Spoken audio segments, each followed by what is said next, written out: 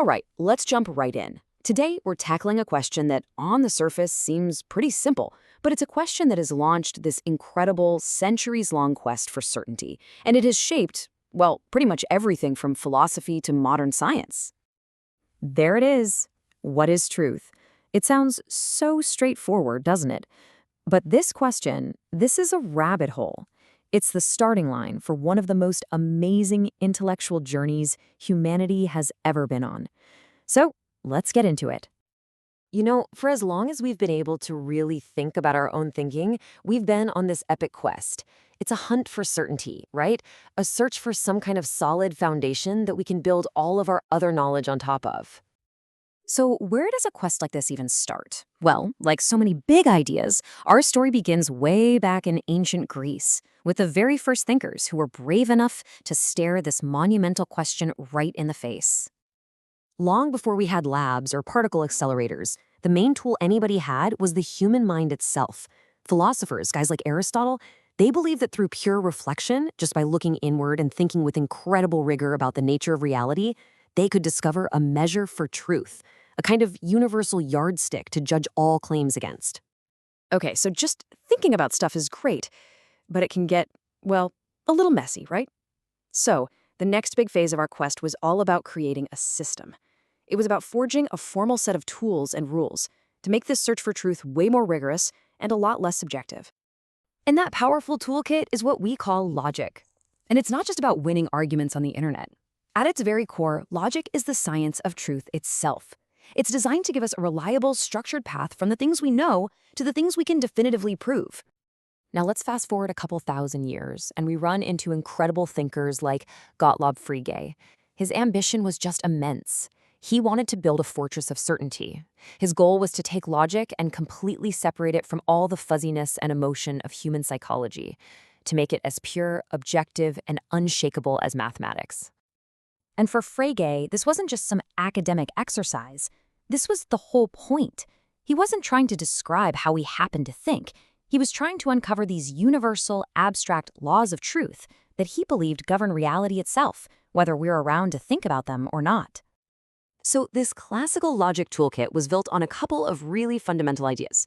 First, you've got the law of non-contradiction.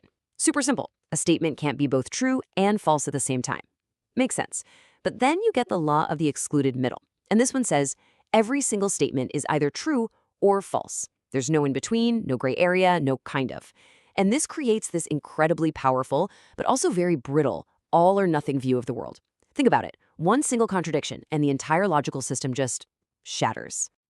But just as the logicians were putting the finishing touches on their perfect, shiny fortress, a new character walks onto the scene with a totally different idea about truth. And that character, of course, was the scientific method.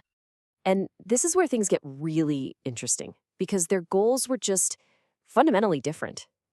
For centuries, philosophy had been chasing this absolute, unchangeable, final truth with a capital T.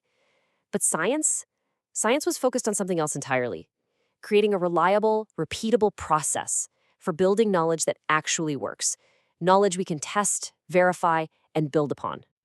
So, from a scientific perspective, that capital T truth isn't really a destination you can ever get to. It's more like the North Star. It's this infinitely distant point that gives you direction. You're always moving closer, you're always refining your maps and your understanding, but you never ever claim to have the final absolute answer. And this brings us to a really radical, almost mind-bending turn in our quest. So, hang with me on this one. What if truth isn't something out there that we're supposed to go find? What if this whole time we've been thinking about it all wrong? Enter our radical architect, L.E.J. Brouwer. This guy wasn't just trying to add a new room to that fortress of logic. Oh no. He wanted to tear the whole thing down to the foundations and rebuild it from scratch with a revolutionary idea called intuitionism. So the intuitionist blueprint is just wild. At its heart is this idea of mental construction.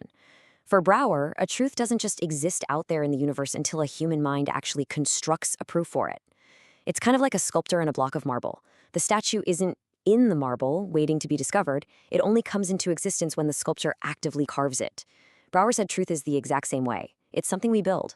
Now, this idea completely blows up that old black and white logic. Because if a truth requires a constructed proof, what do you do with statements we haven't managed to prove or disprove yet? Well, Brouwer says they're not true or false. They exist in this third state. You could call it not yet constructed, or maybe more simply, the case is still open. This injects a huge dose of uncertainty right into the heart of logic. So, where does this whole incredible journey leave us today? I mean, we've gone from pure reflection to super rigid logic to this wild idea that maybe we just build truth ourselves. How in the world do we navigate this complex landscape? Well, a really powerful modern answer comes from this concept, the interval approach. And it's really just a practical way of thinking that fully embraces uncertainty. Instead of demanding one single, perfect, flawless answer, it's all about achieving precision by defining an acceptable range. Think about it this way. The old quest, the search for absolute truth, was kind of like trying to hit a target the size of a single atom from a mile away. I mean, it's a nearly impossible task. The new goal is different. The goal now is to be intellectually honest enough to just draw a circle around that target. It's about clearly defining the boundaries of what we know and, just as important, what we don't know. So you see, precision isn't about being perfectly right anymore. It's about being perfectly honest about the limits of our knowledge. And that brings this whole thing right back around to you, doesn't it?